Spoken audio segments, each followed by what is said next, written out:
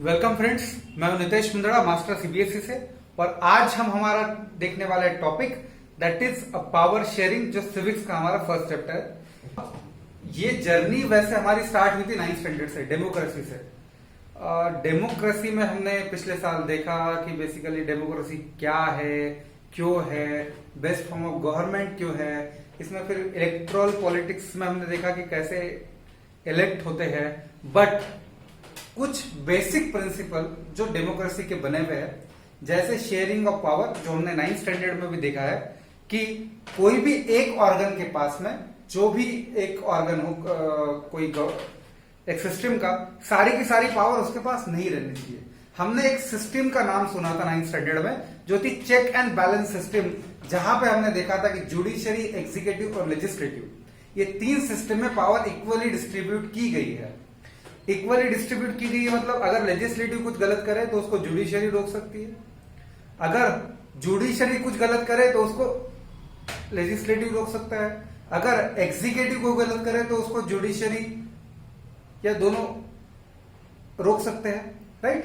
तो क्या क्या ऐसी जरूरत है कि एक के पास में सिस्टम ना रहे? इसका कुछ एग्जाम्पल्स हम देखेंगे कि एक के पास पावर रहने से एक्चुअली होता क्या है, या हम कौनते बेसिस पे ये कंक्लूजन पे पहुंचे कि पावर शेयरिंग बहुत जरूरी है। इसीलिए इस चैप्टर में जब हम शुरुआत करेंगे तो हम दो जगह की स्टोरीज देखने वाले हैं। पहला है बेल्जियम, जो यूरोपियन यूनियन का एक पार्ट है, और सेकंड है श्रीलंका, जिसको हम सभी लोग जानते हैं, हमारे काफी पास में है, तमिलनाडु से कोस्ट से कुछ थोड़ा आगे। ठीक है? तो बेसिकली ये दो कंट्री की स्टोरी क्यों देख रहे हैं? बिकॉज ये दो कंट्री की स्टोरी देखने के बाद और इनमें क्या हुआ देखने के बाद जो कंक्लूजन निकलेंगे, उस बेसिस पे हम ये ठहरा पाएंगे कि पावर शेयरिंग डिजायरेबल कैसी थी, और पावर शेयरिंग करते समय या पावर शेयरिंग होते समय कौन सी चीजों का हमको ध्यान रखना। ठीक है? तो देखते हैं पहला एग्जांपल बेल्जियम का। तो बेल्जियम है कहाँ एग्जैक्टली? बेल्जियम एक बहुत छोटी सी कंट्री है। जब आप एनसीईआरटी का बुक का पेज नंबर 2 ओपन करोगे, सिविक्स बुक का, तो आपको वहां पे लिखा भी मिलेगा, it is smaller than Haryana state.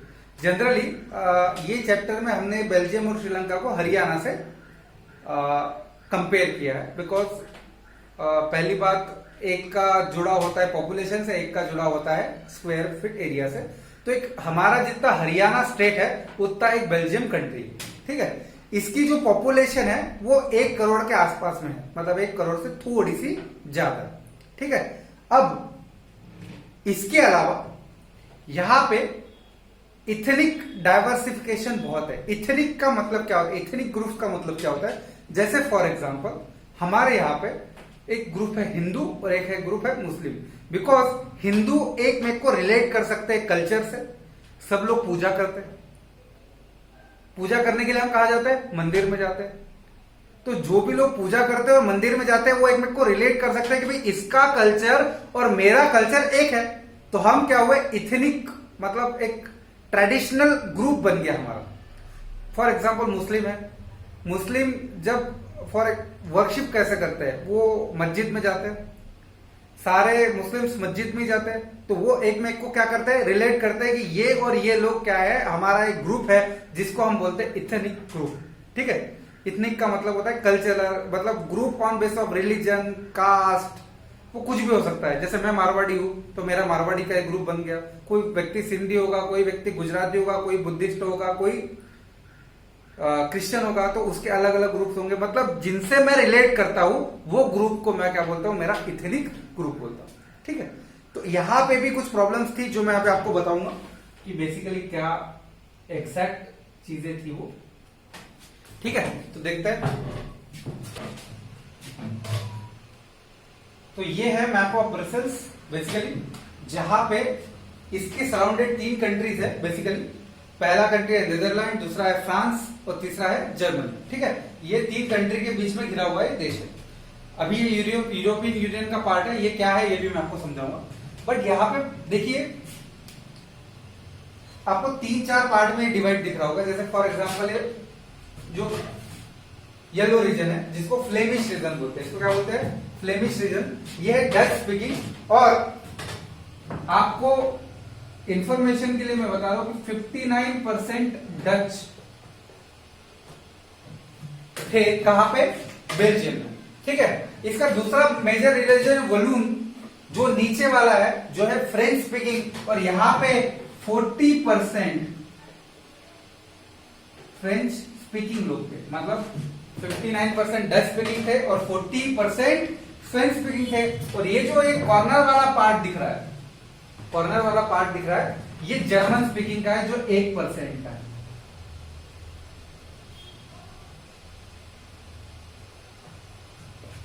ठीक है।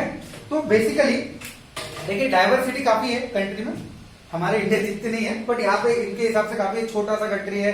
उसमें दो पार्ट गिरे हुए हैं कि यहाँ पे पूरे डच स्पीकिंग लोग रह रहे हैं, वॉल्यूम में पूरे के पूरे फ्रेंच स्पीकिंग लोग रह रहे हैं। एक कॉर्नर का एरिया है जहां पे जर्मन स्पीकिंग भी है। बट ये प्रॉब्लम की शुरुआत नहीं है। ठीक है। यहां पे प्रॉब्लम सबसे ज्यादा अगर कहीं होगा तो है ब्रसेल्स में, जो इसकी कैपिटल है। यहां पे प्रॉब्लम क्या है कि पूरे कंट्री में डच मेजोरिटी में, और बट ब्रसेल्स में क्या है कि डच माइनॉरिटी में और फ्रेंच मेजोरिटी में। मतलब यहां पे अगर आप देखें ब्रसेल्स का मैंने यहां पे दिया हुआ है कि 80% फ्रेंच लोग हैं वहां पे और 20% डच है। अब इसका क्या इंपैक्ट है? इतना डाइवर्सिटी का क्या इंपैक्ट है? बेसिकली अगर आप देखेंगे कि ये जो रीजन है फ्रेंच वाला, ये जो रीजन है फ्रेंच वाला, ये रिच रीजन है। रिच बिकॉज फ्रेंच लोगों को जो एजुकेशन वाइज मिला, या जो बिजनेसेस मिले, या जो बूम आया एक इंडस्ट्रियलाइजेशन का, उसमें अगर किसी ने इनकैश किया तो फ्रेंच ने किया, बिकॉज ये ज्यादा एजुकेटेड थे, इनके पास ज्यादा रिसोर्सेस थे आगे बढ़ने के लिए। इसके कंपैरिजन में जो डच पीपल है, जो 59% होने के बावजूद भी इनसे पिछड़ गए। इनसे क्या कर गए? पिछड़ गए। और ये पिछड़ने की वजह से क्या हुआ? एक टेंशन क्रिएट हुआ कि भाई ये 40% है, ये 40% है तो भी ये क्या है? रिच है, और जो 59% है वो पुअर है। और इससे टेंशन बढ़ता गया। और ओरिजिनल टेंशन कहां था? ब्रसेल्स में। ब्रसेल्स में क्या टेंशन था कि 80% फ्रेंच है, वो आता है डच स्पीकिंग के साइड में, बट वहां पे 80% फ्रेंच है और 20% डच है।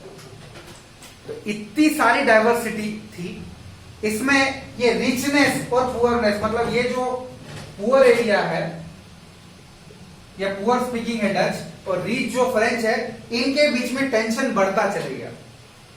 बिकॉज जब एक जाति या एक इथेनिक ग्रुप दूसरे इथेनिक ग्रुप से पिछड़ता है, एक इथेनिक ग्रुप जब दूसरे इथेनिक ग्रुप से पिछड़ता है, तो उसमें उनके जो रिलेशनशिप है स्ट्रेन हो जाती है, उनके बीच में खिंचाव आ जाता है। और ये खिंचाव का कारण इकोनॉमिकल डेवलपमेंट था। और ये आप देखेंगे कि आज हमारे इंडिया में भी यही हो रहा है, अमीर अमीर होते जा रहा है, गरीब गरीब होते जा रहा है। और ये सेम चीजों की वजह से 1950s और 1960s के बीच में, 1950s और 1960s के बीच में बहुत सारा टेंशन यहाँ पे रहता चला गया, और ये कॉन्फ्लिक्ट होते चले गए। अब ये यहां तक की स्टोरी है। मतलब एक कंट्री है जिसमें दो बड़े बड़े पार्ट है, एक है वॉल्यूम वाला पार्ट, एक है फ्लेमिश वाला पार्ट। फ्लेमिश पार्ट में 59% डच है, मतलब पूरे कंट्री का कंपोजिशन।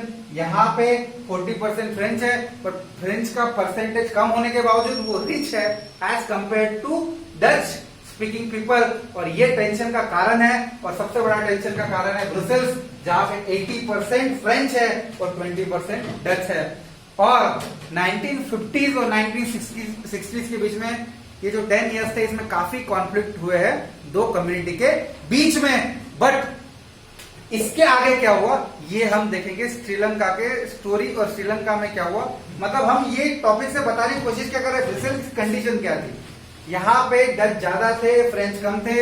अगर डच चाहते हैं तो वो टेक ओवर कर सकते थे, बट इन्होंने क्या किया, डच और फ्रेंच ने मिलकर क्या किया और कैसे ये कंट्री को रन किया, ये हम आगे की स्टोरी में देखेंगे। बट पहले हमको देखने का श्रीलंका का पोजीशन। ठीक है। अब ये श्रीलंका,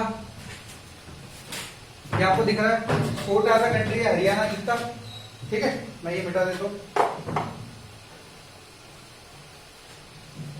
यहां पे थोड़ी अलग प्रॉब्लम है, मतलब वहां पे कैसा, आप एक 40% को एक 40% को 59% से थोड़ा बहुत कंपेयर कर सकते हो, मतलब जो बेल्जियम में था। बट यहां पे बहुत अलग प्रॉब्लम थी। श्रीलंका में क्या है कि बेसिकली कि श्रीलंका एक छोटा कंट्री होने के बावजूद भी यहां पे दो मेजर ग्रुप्स थे। एक सिन्हालास, ठीक है, जो मेनली बुद्धिस्ट है, और दूसरे जो जिसको हम बोलते हैं तमिल्स, मतलब श्रीलंकन जिसको बोलते हैं तमिल्स, और तमिल बेसिकली हिंदू और मुस्लिम थे, ठीक है। इसके अलावा आपको 7% लोग क्रिश्चियंस भी मिलेंगे। बट आप कंपोजिशन देखिए कि एक 75% मतलब 3/4 ऑफ हिस्सा एक सिन्हाला लोगों के पास है। तमिल्स 18% है, तमिल्स क्या है 18% है, बट उसमें भी दो पार्टीशन हुए हुए हैं। 13% नेटिव तमिल्स है जो वहां पे ही रहते थे और वहां के ही है, और जो 5% है वो इंडियन तमिल्स है जो प्लांटेशन वर्कर है, जो इंडिया से वहां पे काम करने गए हैं। आप देखेंगे कि ये जो पिंक आपको येलो रीजन जो दिख रहा है इसमें पूरे सिन्हालास रहते थे, और आप देखो बॉर्डर के एरिया में नॉर्दर्न और ईस्टर्न बॉर्डर के एरिया में आप देखेंगे कि सिर्फ तमिल्स, ये दिख रहा है यहाँ पे श्रीलंकन तमिल्स, और इंडियन तमिल्स बीच बीच में देखो प्लांटेशन वर्कर है, तो जहां जहां प्लांटेशन होगा वहां वहां वो दिख रहे हैं। अब हुआ क्या, ये डायवर्सिटी से क्या हुआ? अब ये डायवर्सिटी से हुआ ये कि सिन्हाला ज्यादा होने की वजह से सिन्हाला ने क्या किया, उनके मन में क्या आ गया कि अब हम ये कंट्री पे राज कर सकते हैं, हम बुद्धिज्म को बढ़ावा दे सकते हैं यहाँ पे। और उन्होंने क्या किया, इसको फेवर करना शुरू कर दिया, धीरे धीरे इसको क्या करना कर दिया, फेवर करना शुरू कर दिया। और इसके आगे इसके वजह से जो रिलेशनशिप थी तमिल्स और सिन्हालास के बीच में वो स्ट्रेन होती चलेगी। इवन इन्होंने यहां तक नहीं छोड़ा, इन्होंने जॉब्स, इन्होंने एजुकेशन, इन्होंने ऑफिशियल लैंग्वेज, हर चीज को धीरे धीरे 1956 मतलब 1948 को श्रीलंका इंडिपेंडेंट हुआ, और 1956 को जो एक्ट पास किया वहां से इनके बीच में स्ट्रेन होती चली गई रिलेशनशिप, और ये आगे जाके बहुत मेजर प्रॉब्लम क्रिएट करती है जिसको हम बोलते हैं civil war into the Sri Lanka. जिसमें आप अगर एक मूवी देखे होंगे मद्रास कैफे, ये स्टोरी काफी इंटरेस्टिंग है। कभी जो मेरे क्लास के बच्चे हैं कभी वो मैं उनको सुनाऊंगा अभी कि एक्चुअली मद्रास कैफे ये जो मूवी है इसमें इंडिया का रोल क्या था, मतलब इंडियन जो पीस फोर्स वहां पे गई थी एलटीई से लड़ने के लिए, उसका क्या रोल था, और वो एलटीई हमारे इंडिया ने ही कैसे बनाया हुआ, ये सब देखेंगे। राजीव गांधी के समय सब हुआ है, बट अभी फिलहाल के लिए ये समझ लेते हैं कि तमिल और इनके बीच में रिलेशन स्ट्रेन हुई, ये एक में को मारने पे उतारू हो गए। इसमें हजारों लोग मारे गए, हजारों तमिल्स मारे गए, हजारों सिन्हालास मारे गए, और ये बहुत बिटर फाइट हुआ आगे। बट ऐसा क्या हुआ कि बेल्जियम में ये चीजें नहीं हुई, और ऐसा क्या हुआ कि श्रीलंका में ये चीज हुई। इसका कंपैरिजन हम अगले टॉपिक में देखेंगे। अगला टॉपिक वैसे हमारा रहेगा मेजोरिटेरिज्म जो श्रीलंका में था, और फिर हम पढ़ेंगे बेल्जियम के बारे में कि देखिए दो country same and house same diversity, मतलब दो लोगों के बीच में का फाइट, एक कंट्री ने इसमें से सोल्यूशन निकाला है और दूसरे कंट्री सोल्यूशन नहीं निकाल पाई। इसका कारण क्या था ये देखेंगे अगले टॉपिक में जो रहेगा मेजोरिटिज्म। तो थैंक यू वेरी मच। ये चैप्टर का इंट्रोडक्शन था। मैं अगले वीडियो में आपको मिलूंगा। मैं हूं नितेश मुंदड़ा, मास्टर सीबीएसई से। Thank you.